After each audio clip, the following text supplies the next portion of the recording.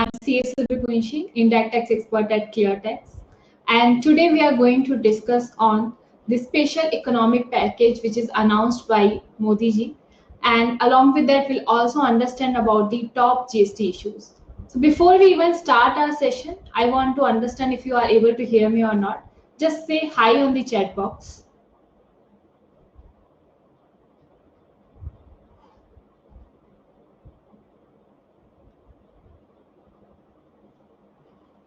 It seems like everyone is able to hear me. So we'll just start our session. So in today's session, we are going to discuss on these points. First is overview of the Union Finance Minister's speech on 30th May 2020. Then we'll understand about Atmanirbhar Bharat Abhiyan.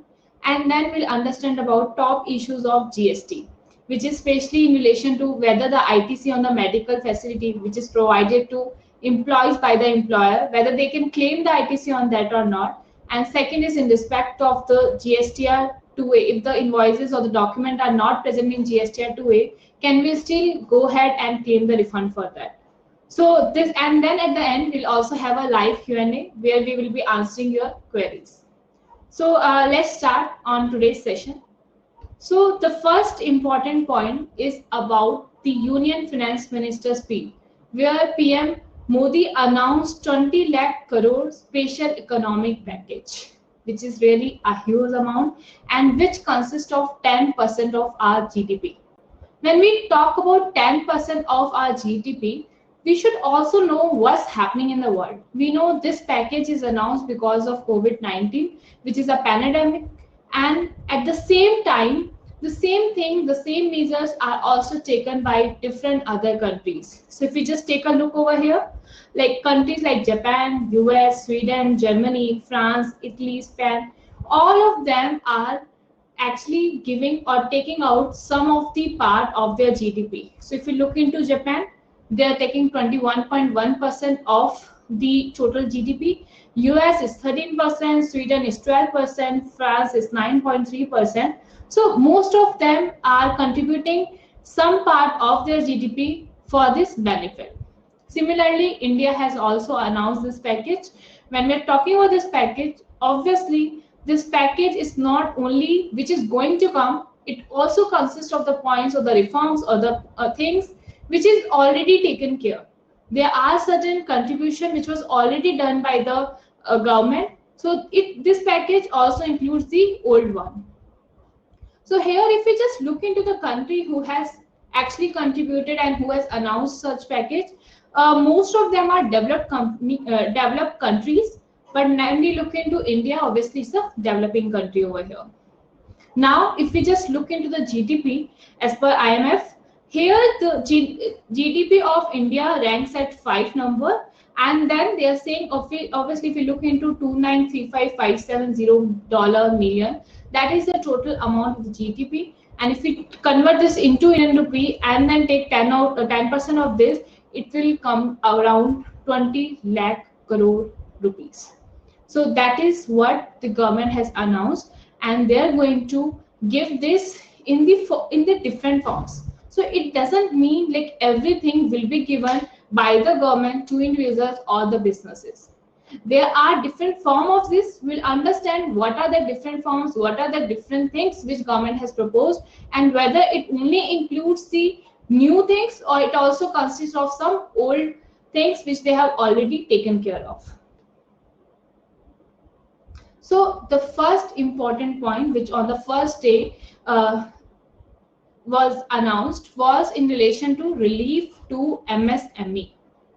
When we're saying relief to MSME, the biggest change which come here was the definition of MSME. So now there was a remodeling of MSME definition. We'll understand about what exact definition is now, why it was even changed, and what is the benefit which is going to be given to the MSME now. Then there are certain collateral-free automatic loans which is given. There are certain credit guarantees covered on principal and the interest. There are some subordinate debts for stressed MSME. We'll also understand what is all these terms about.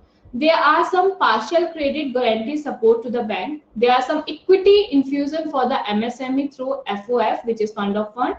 There are some encouragement which has been taken so that they can list down this MSME.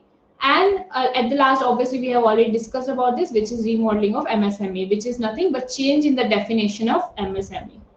We'll cover all of this point one by one, and we'll also understand why this was brought into picture now and how this MSME are going to benefit from these changes. So first is about the new definition of MSME. When we're talking about new definition, we know in the current definition, this MSME, there are mainly of manufacturing concern and the service sectors. Whenever we talk about MSME, there is manufacturing and the service sectors who are covered in the definition of MSME, and once they are covered into the definition of MSME, they get lot of benefits from the government. It could be low rate of interest while they are taking the loan. It could be whenever the government is doing or making some tenders, so they may bring some tenders which is only relevant to MSME. There are such other benefits which usually government gives only to the MSMEs. So it's really important to understand whether we are covered in the scheme or not. So earlier they were just focused on the investment part. So whenever they talk about MSME, whenever they're looking into the definition also, they were looking in terms of investment made and not otherwise. But obviously the departments was facing problem and they were not able to understand whether whatever this company or the business are doing is correct or not, because everyone wants to avail this benefit of the MSME and also avail the benefits which is given by the departments and the government. So here, even if the limit, whatever, let's say for example, I have a limit or whatever the investment I have done is 1,000 crore rupees of the investment. Since I have investment of 1,000 crore rupees, I will not show that 1,000 crore rupees as my investment. I will show little less just because I want to get or I can take or reap the benefit of this MSME. So that is what people are doing. So in Feb 2018 also, they have come up with a proposal where they were saying why we want to define this MSME definition only in terms of investment, why not define on the basis of turnover? Because now GST was also in place and it's very easy for the department and for the government to know what is the turnover of that particular business. So they have given that proposal, but it was not even agreed on, and people has not, ADC government has not launched that. But now this was the correct time when government said, okay, let's introduce the definition and revise this definition of MSME, bring that turnover into picture so that government can track these businesses, but at the same time also give the more benefit to the MSME, because they want this MSME to grow. So if they want them to grow, they want, okay, let's increase this limit too. So they have also increased this limit. So now we'll just see what was that limit increased. So here, if we just look into our existing MSME classification, we have different definition for manufacturing concern and different definition for service sector. But now in the new one, this both are merged. So here, if you just look into manufacturing, earlier the old one, here the investment is less than 25 lakh rupees. And for small, if the investment is obviously from 25 lakhs to 5 crore rupees. And for medium, the investment should be obviously above 5 crore and less than 10 crore rupees. And this is for the manufacturing concern. And if this is the limit, in that case, they can offer this scheme. Same when we talk about service enterprises, obviously, service enterprises need less investment.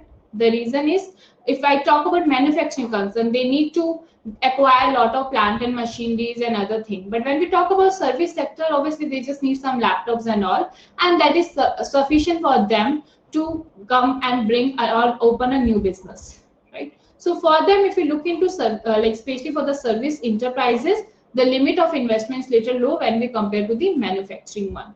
So here, if you look into the old one, for service enterprise, the investment, if it is less than 10 lakh rupees, it is defined as micro. And if it is between 10 lakh to 2 crore rupees, it is small. and if it is between 2 crore to 5 crore rupees, it was medium. So that was the earlier definition. But now what they have done, first they have just clubbed these two things. So now in the eyes of government, manufacturing and service both are same, so they have just clubbed these two, and then also they have bought this turnover in between. So now if we just look into the new scheme here, or we can say the new definition of MSME. For this, if the investment is less than 1 crore and turnover, so they have bought two things here. So if we just look into, so if we just look into this, if investment is less than 1 crore and turnover is less than 5 crore, in that case it is defined as micro. If investment is less than 10 crore and turnover is less than 5 crore, 50 crore, in that case it's small. And if investment is less than 20 crore and turnover is less than 100 crore, in that particular case it is known as medium. Here one important thing, here the word and is used, which means you have to fulfill both the conditions over here. But now the thing is, if let's say if I just talk about earlier, if my investment was 6 lakhs rupees, I used to be covered under small. But now if we just look into the new definition, if my investment is 6 crore rupees, in that case I will be counted as micro, which means more benefit to me, and I will be asked to move toward the next stage. So which is really a great relief, and it's really a good thing which government has done. But now there are a lot of confusion which usually comes into market. If we say, okay, let's say my total investment is 9 crore rupees, but if I just looked into, so here I'm saying, okay, my total investment is 9 crore rupees, but let's say my turnover is 60 crore rupees. In that case, should I be covered in small or should I be covered in medium? So that is one of the confusion which usually comes into our mind.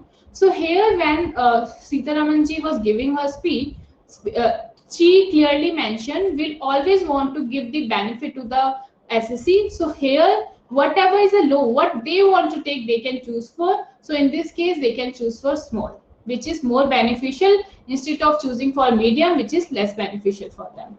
So here this was one of the clarification which was given while she was speaking about it. So this is one of the important thing where they have changed the definition of MSME, which means now more people can offer this particular scheme and can reap in more benefits. Now the question comes in, so this is one thing where we are talking about the benefits they are going to get, but also apart from that, the government has also introduced certain benefit for MSME. So one of the benefit is collateral free automatic loan for businesses. What does this mean? So here if we just look into it, there were many people and who already had the outstanding loan, and they were not able to repay that loan. The reason is because there was a lockdown, they were not able to run the business, and since they were not able to run the business, they were not able to get the revenue, and when they don't have the revenue, they don't even have the capacity to give back the loan which they have already taken. So here what government has introduced, government says the businesses whose outstanding borrowing is up to 25 crore and turnover was up to 100 crore, they can come up with this scheme where they can get collateral free automatic loan. And how much loan they can get? They can get 20% of the entire outstanding credit as on 29th Feb 2020. So they can get extra 20% loan, and which is again collateral free. So which means they don't have to give any security, because yes, usually if we want to take certain loan, we have to also give something as a security. It could be land, it could be building, it could be maybe gold or something, which we have to deposit to the bank while we are availing for the loan. But now government says you don't have to deposit, you don't have to give any additional security. Whatever the loan you have with the outstanding loan, on that 20% extra you can take as a collateral free loan. And at the same time, this loan when you are taking, so for the first year, even if you don't make the payment of the principal payment, in that particular case, that account will not be set as NPA account, which is another relief. Even if you are not able to repay the first principal amount, the first installment within a year, your account will not be considered as NPA, because usually if we talk about within 3 months, if we don't make the payment, it is NPA account. But here that will not be there. So after, so you will get a moratorium period of 12 months, and this loan tenure will be for 4 years. And obviously this interest also will be kept. But question comes in, when can I take this loan? Is it like now, or is there a limit or not? So there is a limit. So this scheme can be availed till 31st October 2020. So that is a time when I can take the loan, and the tenure of this loan would be 4 years. And up now question comes in, because government says I am going to use, and that 20 lakh crore rupees which government was highlighting. So here how whether I don't have to repay this money, or how the government is helping me out. So when we talk about this, it's just a loan, right? So when we talk about MSME, now the banks are also not confident enough whether this MSME will run in the long term or not. Whether this MSME will give me back the amount which I have already given in the form of loan. Because now since banks are not confident, bank will never give the loan to this MSME. So here government comes into picture, and government says to bank give the loan to this MSME.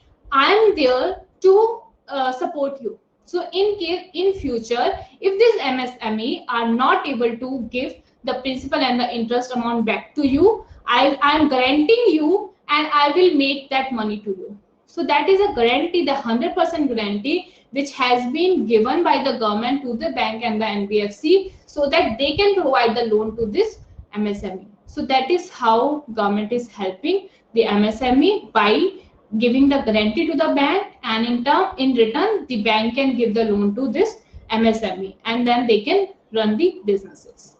So this is one of the important benefit here, especially when I know my working capital is getting stuck. I was not getting any revenue from market, though I have so much of loan which needs to be repaid. So here, after getting some loan extra amount or the liquidity from the bank, I can use this and then can again start my businesses.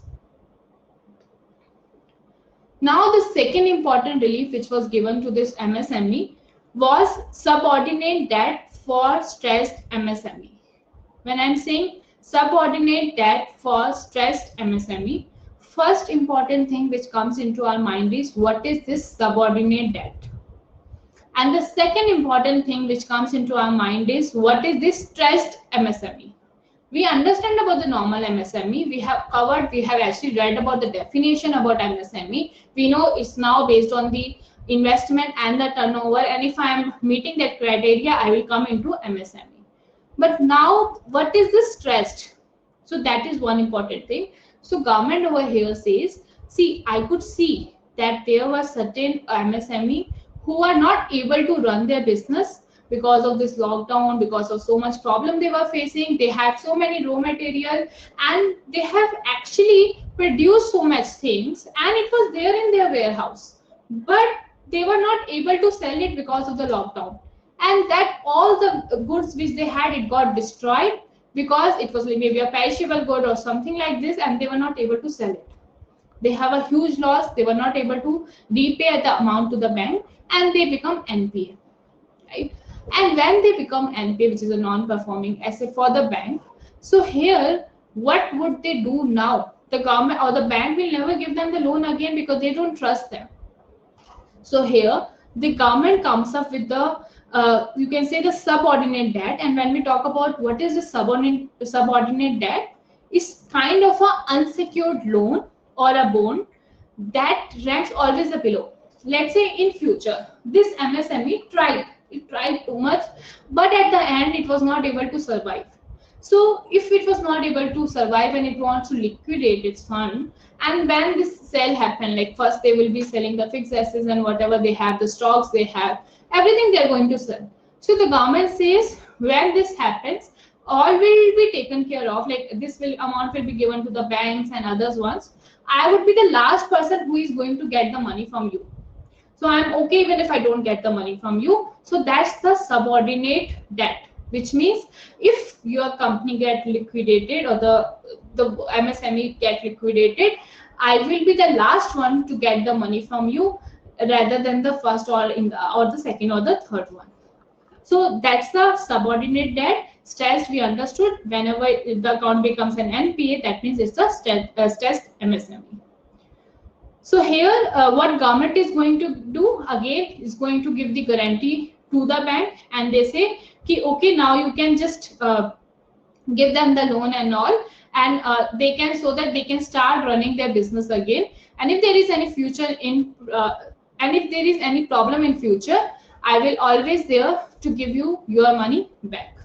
So that is what they have come up with, the second important thing, and the second important, you can see, the relief to the MSME. Now the third one, which is really very important, because the first two which we talked about, it was about the loan.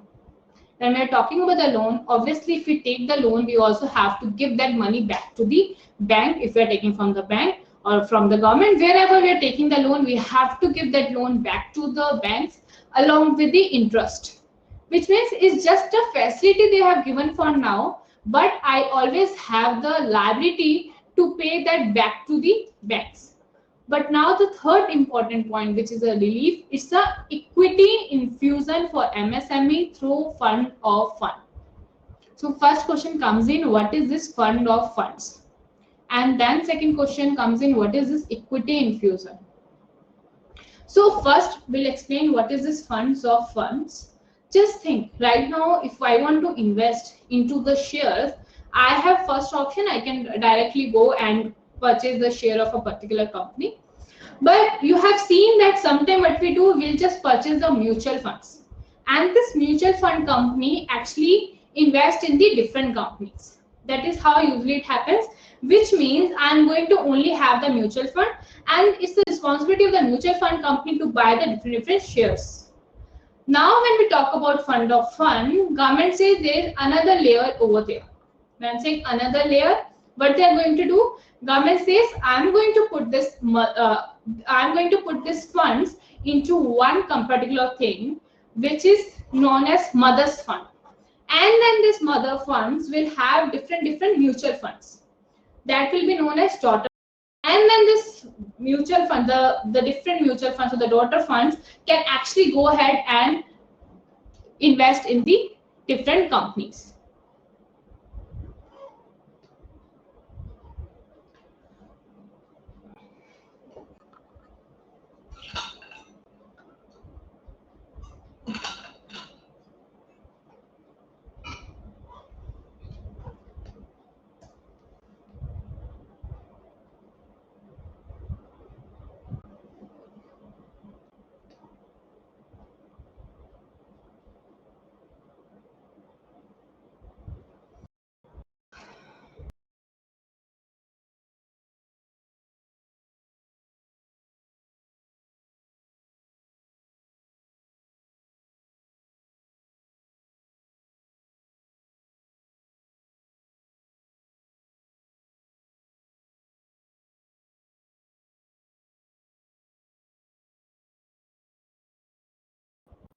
I think there was some issue over there. So I will just repeat this point again. The equity infusion for MSME through funds of fund, as a lot of people were not able to hear me.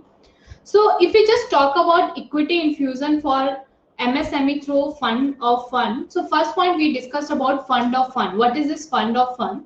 So here what I said, like if I'm a normal individual, just think of a normal individual.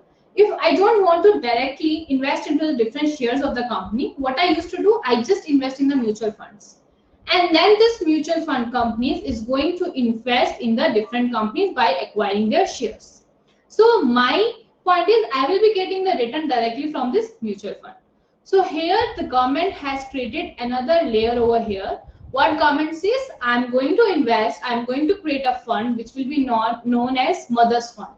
And then this mother fund will create different mutual fund company. So it will invest in the different mutual fund company, which will be the daughter fund. And then the daughter funds, the different mutual fund company will invest further in the different shares. So that is how this will be done. So this is known as fund of funds. Now the thing is here, important thing, because earlier we discussed about the collateral loans and the guarantees and all which has been given by the government. So there, anyhow, I always have to give the money back to the government. But when it comes to equity infusion, it means I will be, so it's like in my company, the government is going to have some share and they will be getting the returns in forms of dividend and all. So I don't have to actually give this money back to the government. So here, this is really a good relief which has been given to the MSME, and they're going to do some equity infusion. It's a kind of a liquidation which they will get in this short span and then can again start their businesses.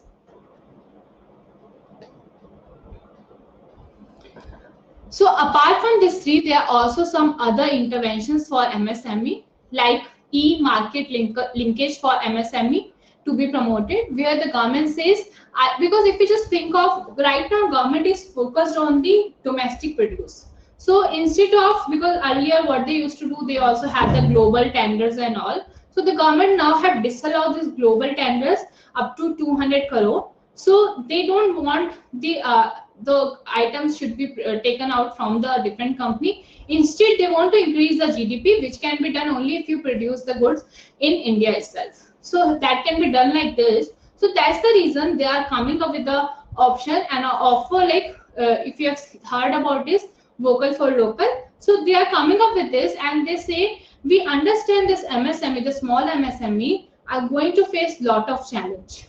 I know that there are lot many big company and they can easily survive. The reason is because they have some money to do the advertisements and maybe do the branding and all. But when it comes to the small company, they don't have so much money to invest over there. So for them, they are coming up with the option where they can actually link this MSME and can do some marketing on behalf of them. Along with that, they will also be providing some loans to this MSME based on how they are performing with this e-commerce platform, the fintech companies, which is already there. So where while they do the transaction, they can get this transaction and can see if they're performing good, they can also provide the loans to them.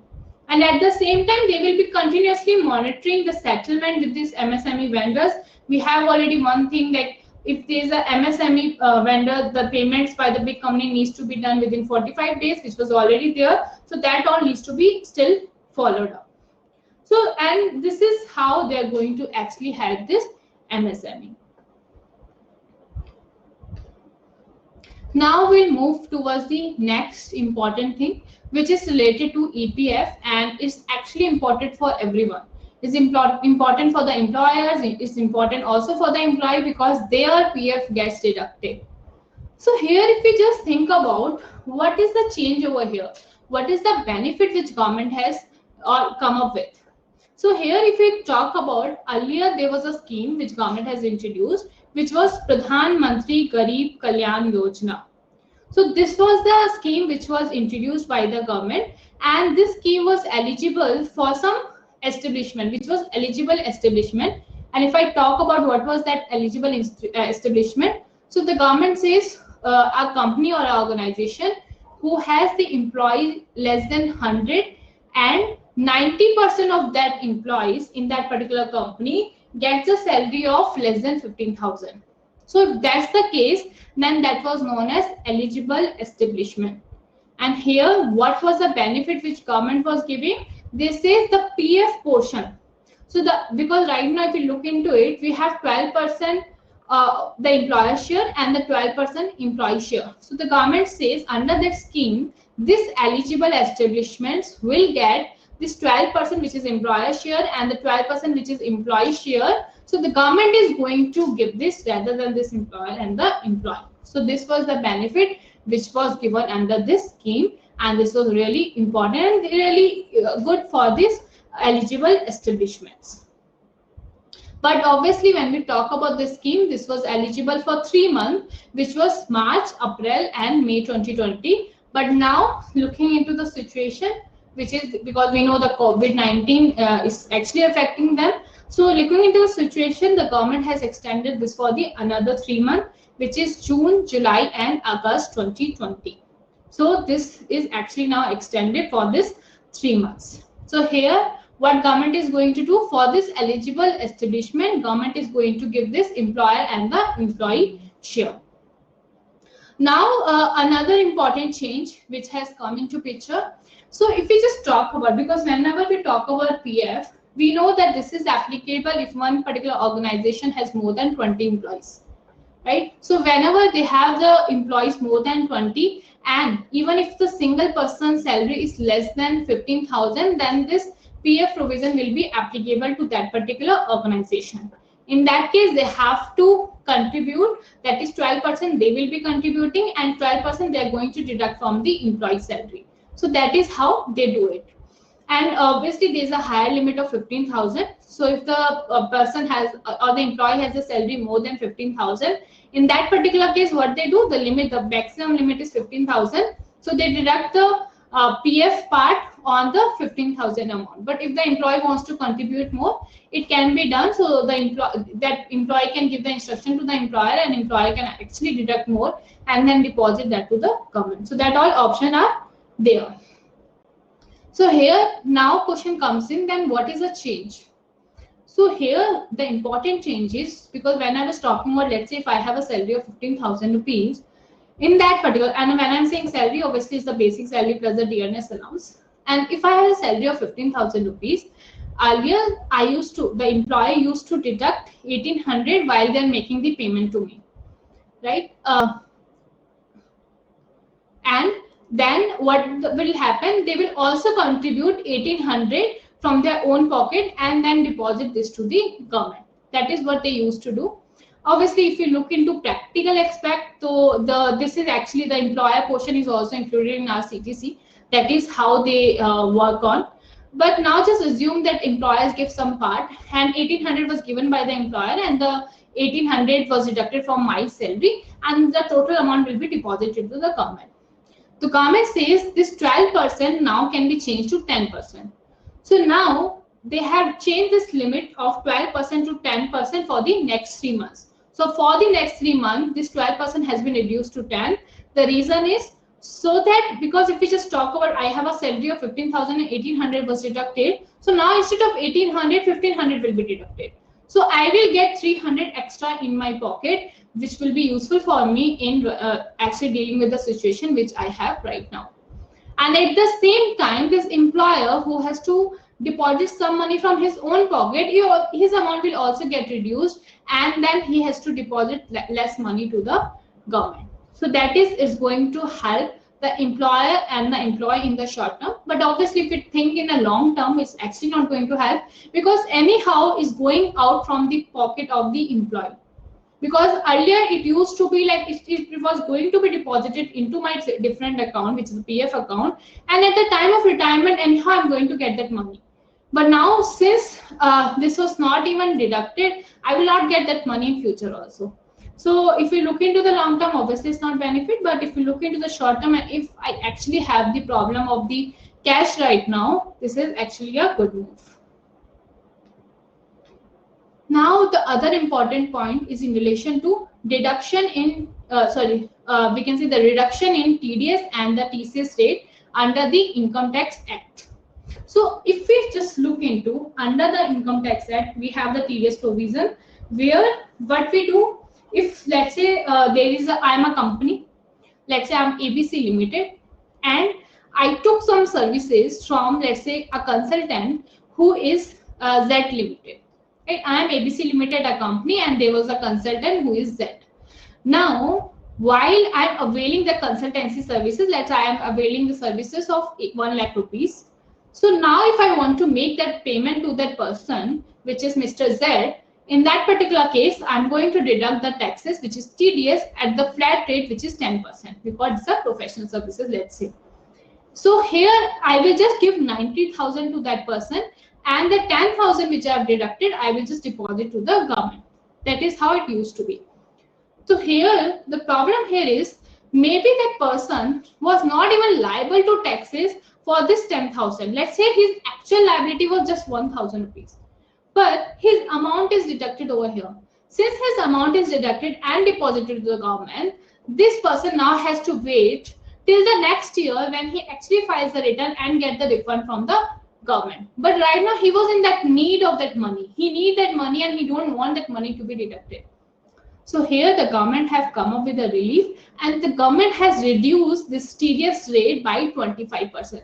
So whatever was the applicable TDS rate, the government has just reduced and slashed down this rate by 25%. Just for example, if the TDS rate for professional fees was 10%, now this has been changed to 7.5%. And let's say if the TDS rate for rent for plant and machinery was 2%, again it is reduced by 25%, which is now 1.5%. So this is how the government has reduced the TDS rate, and in the same way they have also reduced the TCS rate. But one important thing, this has been reduced for the other than salary.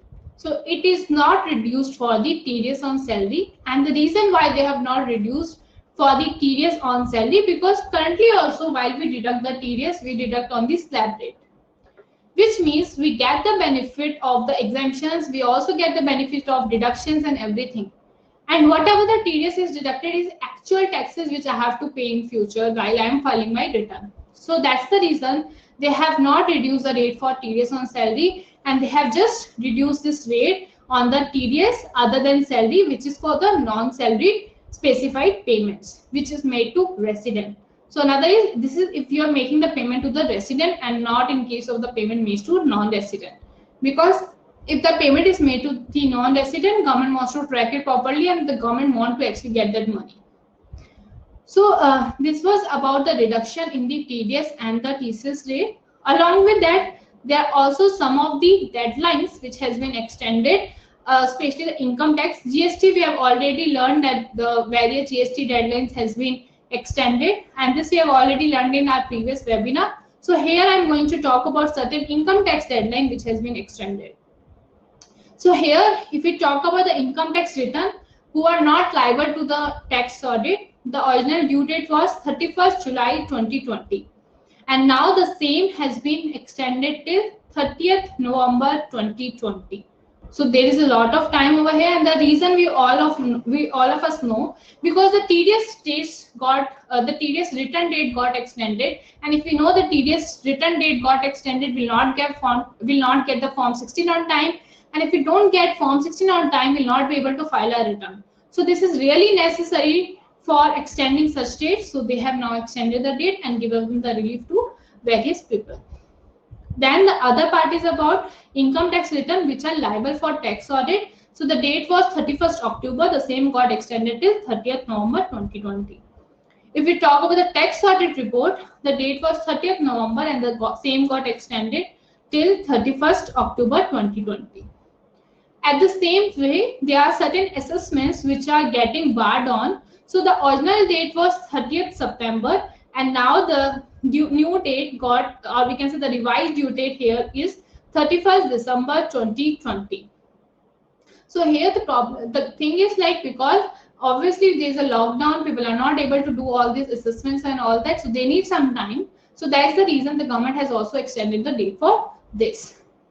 In the same way, there was a scheme which is Vivad Se Vishwas scheme, where government has given the opportunity to the SSC, where they were not able to make the payment to the government earlier, to make the payment without paying any penalty. So earlier the date was till 30th June 2020, and now the same has been extended till 31st December 2020. So these are the important deadlines which has been extended in respect of the income tax return. So now I will just stop here for some time, and we'll just take some of the query in between, because I think there are some people who are continuously asking for the query, and then I can continue on the same part. So one query is from Purushottam, who is asking, can we take the ITC on health insurance of the employee made mandatory as per MHA order? So Purushottam, yes, we can take the ITC on that, and I will also cover in detail why we can take the ITC on this particular health insurance. So this will anyhow will will actually discuss this in detail in the maybe next slide. But yeah, for you right now the answer is yes, you can claim the ITC on this. Other question is from Ravi, who is asking whether the ITC refund on zero rated supply for the financial year 18-19 after recording with 2A, unclaimed ITC was claimed in August 19 in 3B by us. When should we claim this ITC refund from GSTN? whether in the month of August 19 when it was claimed in 3B or in the respective month in which it was getting reflected in 2A. So here when we talk about the refund, so one of the important condition over here is that particular invoice should be reflected in 2A. Because in case that invoice is not reflecting in 2A, we'll also again discuss in detail like what is that condition, what was the circular. We'll also discuss all of that part. But for now, your answer is like whenever this invoice is reflected in the 2A, you will be able to claim the refund on such particular invoice.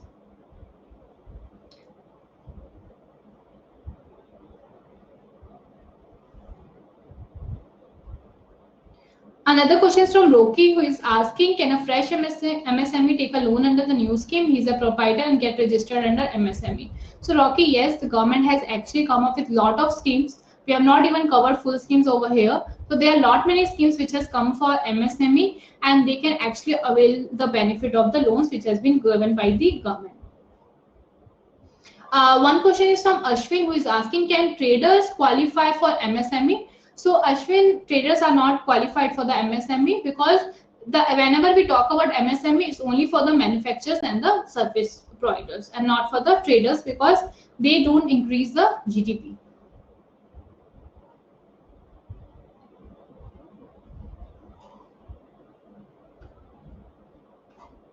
One question is from Amrita Warrior, who is asking, employer contribution got reduced from 12 to 10%. Where it is part of CTC, the balance 2% will be paid to employees. So Amrita, here it depends actually on the agreement which you have with your employees. So ideally, because if you look into how most of the companies are dealing with, so if they actually have the crunch in their companies, they are reducing this amount and they're not making the payment, the balance payment to the employees. But where they feel no, there is no such crunch, because anyhow this reduction is only for the 3 months. So where they feel there is no such crunch, they're actually making the full payment. So they are deducting the entire 12% and also giving the 12% as the employer share to the employee. But if we see it's a part of CTC, ideally we should give you the employer share to the employee.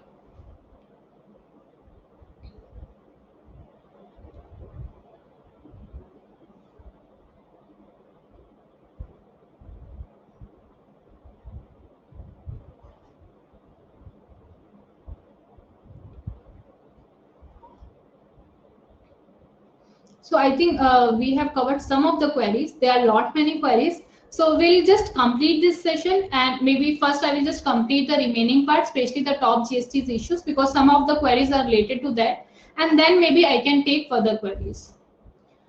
So right now we have covered till MSME, what were the benefits to the MSME.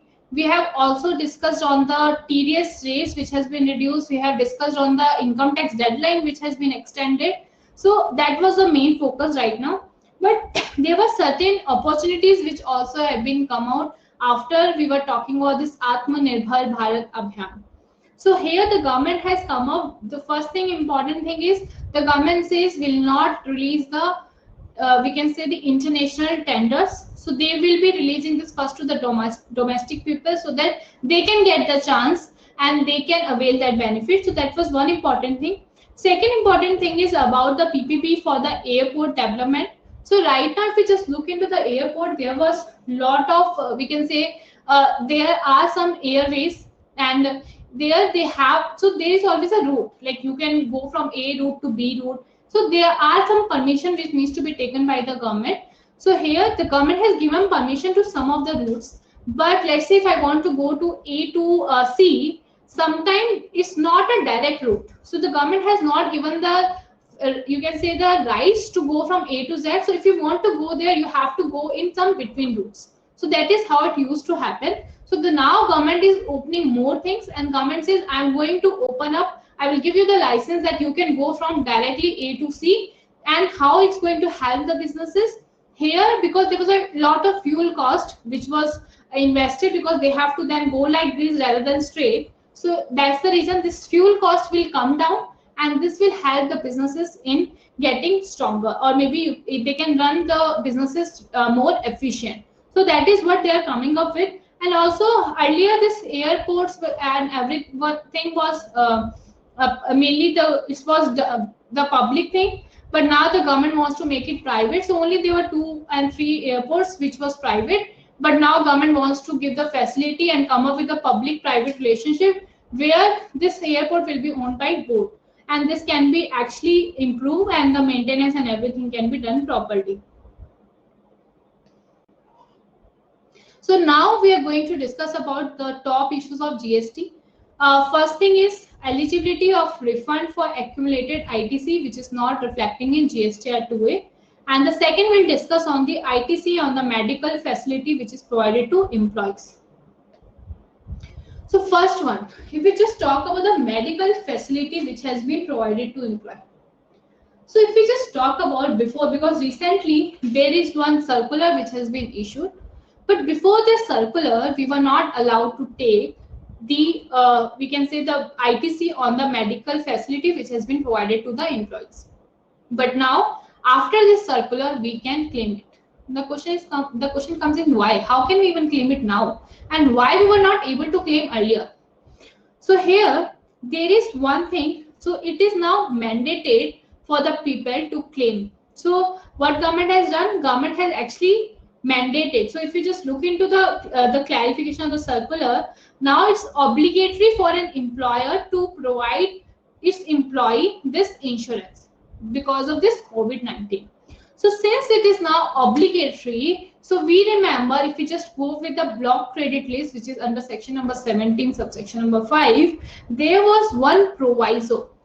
And then if we look into that particular proviso, that proviso actually says that you can. So here if you look into that proviso, it says if the government notify any services which is obligatory, in that particular case you can claim the ITC. So because now if we talk about that proviso, which means if that is now used in that particular case, I can claim the ITC. First thing government have come up with, and government says if you just look into recent this thing, so there is a Ministry of Home Affairs who has given the guidelines, and as per this guideline this says this medical insurance for the worker should be mandatory. So which means they have made it mandatory. Now since it is mandatory, now if we just go with like section number 17.5, there was a proviso to this block list. In general, we cannot claim the ITC on this medical insurance, but it also have a proviso which says you can claim if it is mandated by the government. And here since they have mandated it, so now we can actually claim the ITC on such services. Now the second point, the second question was like about the refund. So if we just talk about the refund, if we just talk about the refund in GST 2A, so there was a circular which is circular number 125/44/2019, dated 18/11/2019. So earlier, if we just look into the refund, while we used to claim the refund, we used to claim the refund of the invoices whatever was there in GST 2A. Along with that, we also used to upload the invoices which was not present in 2A. And we were allowed to take the credit of both the documents, which means if it's present in the 2A, we were allowed. If it is not present in the 2A, we were allowed. We were taking the, we can say we were taking the refund. But at the later stage, there was a rule number 36(4) which came into picture.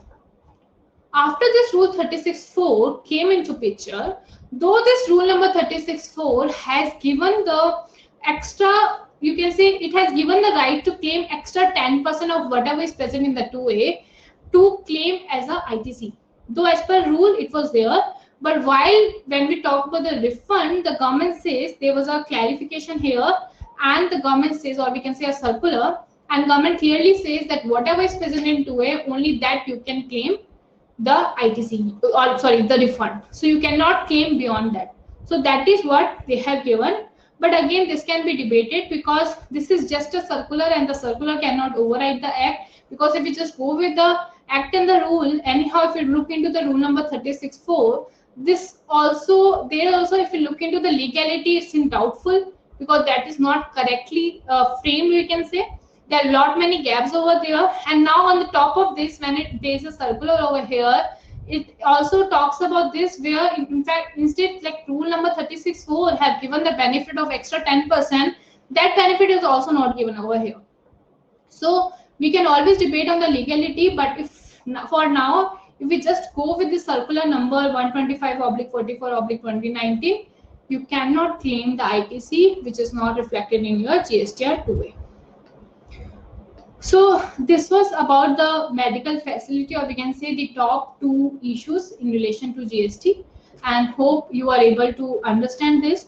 And we also have covered most of the things which is important, especially for the businesses and the MSME, to know what was there in this 20 lakh crore budget, we can say, or the economic policy, or the things which they have given. But now we'll actually move towards the Q&A, because there are a lot of many, I will say, the lot of queries which has been asked.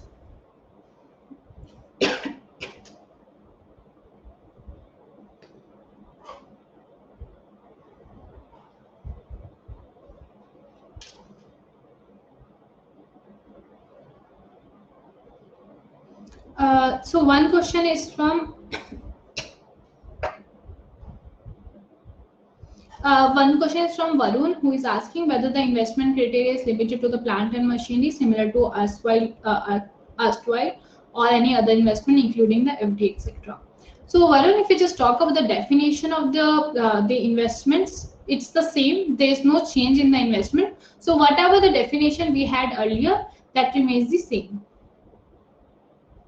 Another question is from Shri Malu, who is asking, is it possible that ITC refund even which are not reflecting in GSTR 2A? So if the we can say, if the purchase invoice are not reflected in the 2A, then you will not be able to claim the refund, because that is how the GST portal has been made, and you will not be even allowed to claim the refund and file the application for that.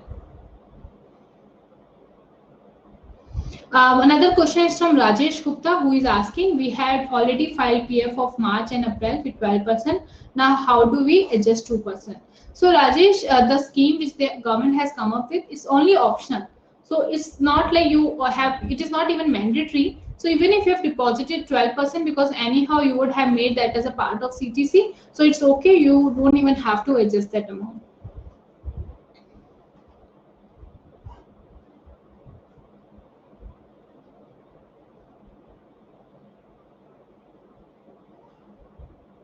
One question is from Rakesh, who is asking, ITC claimed and reversed during FY 18-19 due to non-filing. Is it possible to claim the credit now as they have filed the return now? Yes, Rakesh, you can claim the ITC. Just make sure that you are actually fulfilling the other condition of claiming the ITC.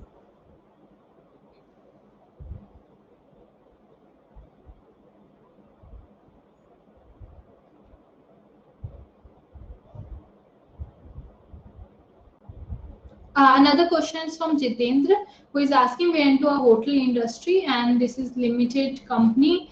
We already have an outstanding loan of 10 crore. So should we get another loan as an MSME? So Jitendra, here first I would like to understand from you, like whether you are already registered into the scheme or not. Because in case you are already registered into that scheme, then yes, you can avail the extra benefit. But in case you are not, then you have to go for the other options.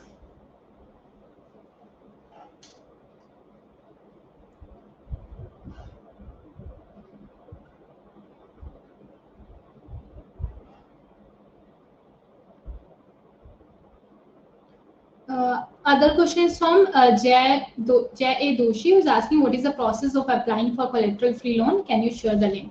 So Jay, we can do one thing. We can actually share the link. Maybe we can drop you over the mail.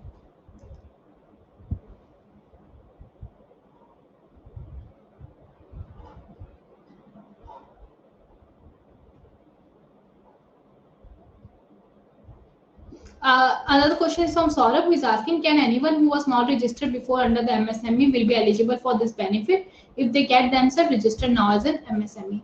So Saurabh, since I told you that there are lot many benefits which has been given to the MSME, and this was just some of the benefit which I have covered. So here you can still go ahead, if you are eligible for the MSME, you can just go ahead and get registered yourself as MSME, and you can also avail the different benefit which has been given by the government to MSMEs.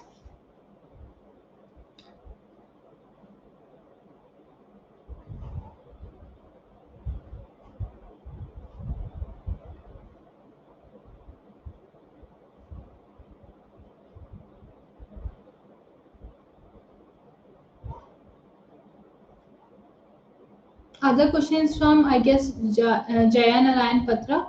So I think we have already covered this query. So his query was whether we can claim the medical insurance which has been paid to the employee by the employer, whether we can claim the ITC on that. So since we have already covered this, yes, we can go ahead and claim the ITC on this.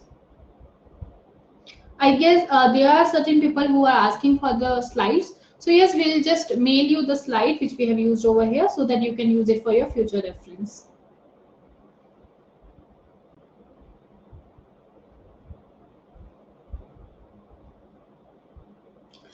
There is one question from Girvanesh Balasubram who is asking about interest penalties under GST.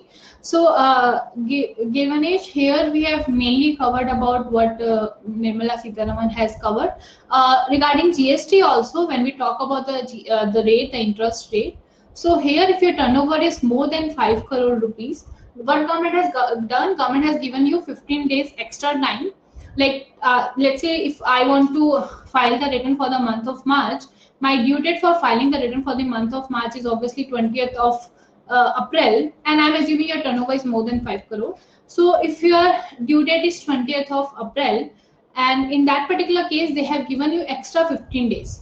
When I'm saying extra 15 days, let's say till 5th of May, till of 5th of May, you don't have to pay any interest at all on your liability. But after 5th of May, there is a new compliance date. So that compliance date actually changes. But let's say that new compliance date is 26th.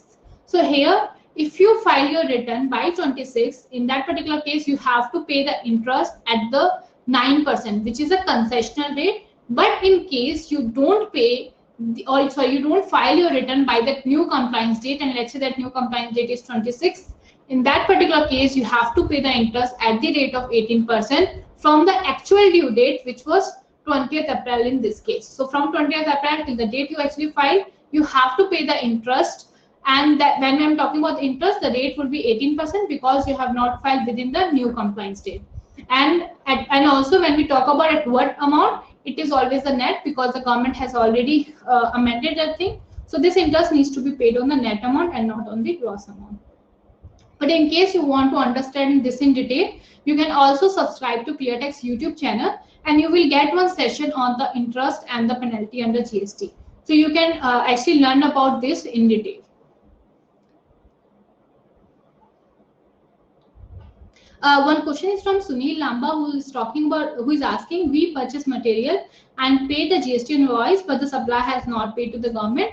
Are we eligible for claiming the ITC? So here, Sunil, if we just go with rule number 36.4, the government says you cannot claim beyond 110% of the eligible ITC, which is present in GST 2A. But for now, looking into the COVID-19, the government has actually relaxed that particular provision from the return period Feb to August, which means now you can claim the ITC whatever is present in your purchase invoices as it is in your GST 3B, and you have to do all this reconciliation only in the month of September while you are filing the return for the month of September. So you have to reconcile on a cumulative basis, and on the monthly basis this will not be even need to be followed, and there would be no interest on this at sale.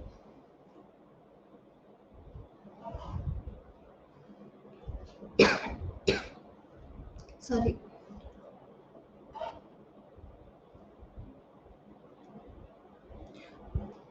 One question is from Aparna, who is asking, please confirm that MSME registration is mandatory. So Aparna, this MSME registration is not mandatory. It is always useful if you are eligible for this MSME registration. You should opt for that. You should register for it so that you can reap the different or many benefit which has been given by the government.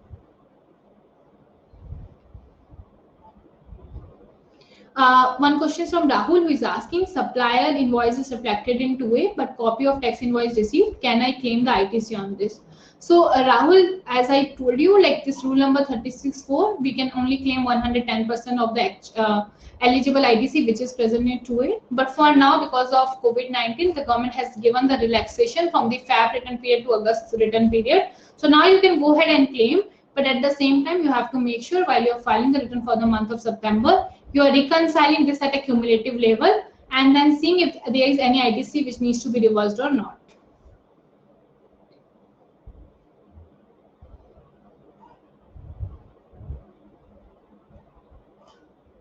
One question is from Purushottam, who is asking, GST Council approved the amendment in section number 16, subsection 4. Can ITC eligible for the invoices pertaining to 17-18?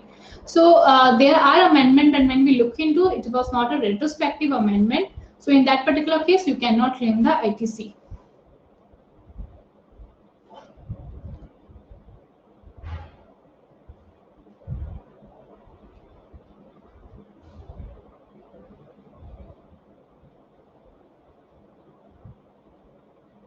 One question is from Vishal, who is asking, what is the last date to claim the ITC refund? So Vishal, when we talk about the refund, there are always a different dates. So usually it is like a 2 year from the relevant date, and it depends on what particular thing you are claiming the refund. Is it your zero rated supply, or is it some balances in the cash or something?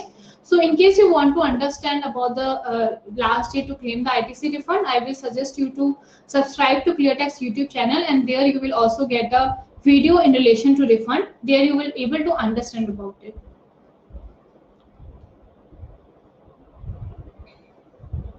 One question is from Chauhan, who is asking, medical insurance of employee with a family member, we can take ITC of the medical insurance taken or not. So here, since we are talking about, the government has now mandated it, like this insurance needs to be provided to the employee by the employer. Since it is a mandatory thing and it's obligatory on the employer, so in this case, the employer can actually go ahead and claim the ITC on this.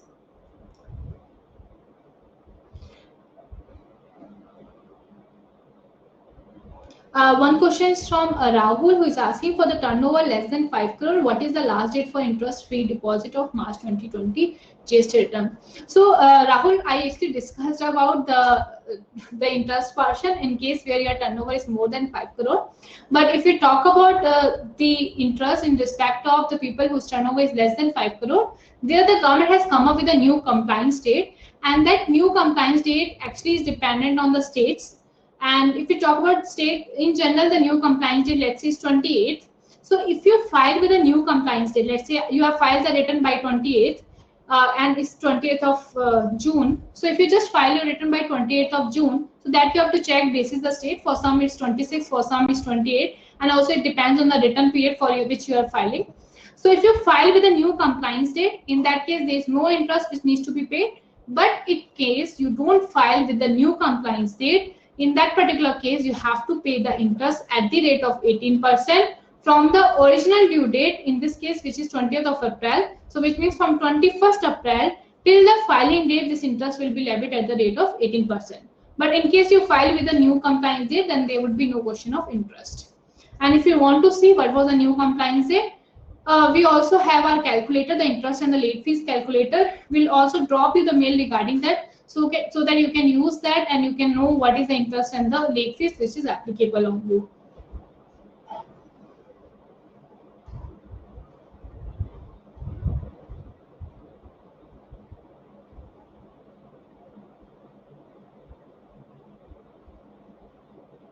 There is another question from Rajiv, who is asking, please clear the days for which interest will be paid. If we pay after 15 days grace period, suppose we pay on 10th May. So Rajiv, if we talk about, if you pay after the grace period of 15 days, the interest will be levied from the 16th day. But provided you pay this or you file the return within the new compliance date. So if you file the return within the new compliance date, but after this 15 days, in that particular case, this interest will be levied from the 16th date to the date when you actually filed at the rate of the 9% per annum. So usually the rate is 18% per annum, but in this particular case, the interest will be levied from the 16th days, which means after taking out that 15 days, the concession which government has given, till the date you file the return. But in case you don't file the return within the new compliance date, in that case, this interest will be levied from the actual due date till the date you actually file the return. So this 15 days benefit will not be even given if you file after the new compliance date. But if you file within the new compliance date, then for the first 15 days, no interest.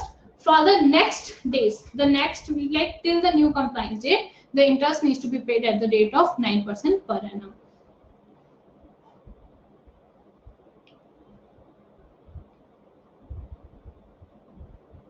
Aparna, I think you were asking about, do you have any video related to GST refund? So Aparna, we already have a video related to the GST refund, which is already there in the ClearText YouTube channel. So you can actually subscribe to the ClearText YouTube channel. There you can actually look after the GST refund thing.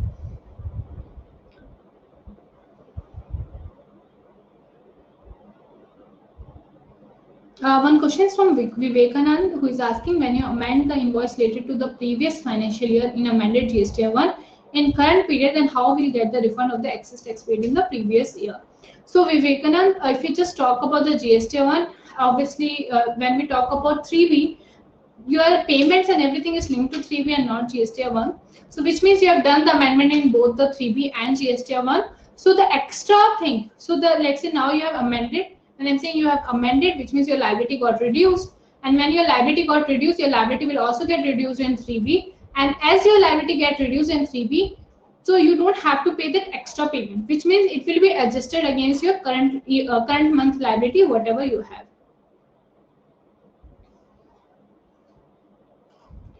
One question is from Chauhan, who is asking, what is the limit of turnover for GST audit for 1819? So if we just talk about the new limit, because the government has already changed the limit, which is for GST and 9C, and the new limit over here is 5 crore. So for 9C, the limit for GST audit, the mandatory thing is 5 crore, which was earlier 2 crore. But when we talk about GST and 9, it is 2 crore. So for GST 9, the limit is 2 crore, but for GST audit, the limit is 5 crore for only for the financial year 18-19.